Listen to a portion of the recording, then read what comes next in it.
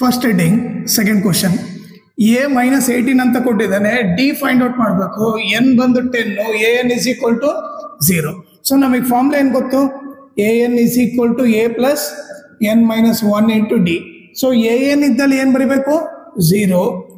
A ಇದ್ದಲ್ಲೇನು minus 18 plus N value ಏನು 10 minus 1 into D value ಗೊತ್ತಿಲ್ಲ, ಡಿ ಅಂತ ಬರಿತೀನಿ. ಈಗ 0 ಈ ಮೈನಸ್ 18 ಈ ಕಡೆ ಬಂದರೆ ಏನಾಗುತ್ತೆ? ಪ್ಲಸ್ 18 ಬರುತ್ತೆ. ಇಲ್ಲಿ 10 ಅಲ್ಲಿ 1 ಹೋದ್ರೆ 9D ಆಗುತ್ತೆ. ಈಗ 0 ಪ್ಲಸ್ 18 ಏನು 18 ಆಗುತ್ತೆ. 18 ಇಸ್ ಈಕ್ವಲ್ ಟು 9D. ಇದನ್ನು ಉಲ್ಟಾ ಬರೆದ್ರೆ 9D is equal to 18, D is equal to 18 into ಇರೋದು ಆ ಕಡೆ ಹೋದ್ರೆ ಡಿವೈಡೆಡ್ ಬೈ ಆಗುತ್ತೆ. 9 1 ಜಾ 9 2 ಜಾ. ಸೊ ಡಿ ವ್ಯಾಲ್ಯೂ ಏನು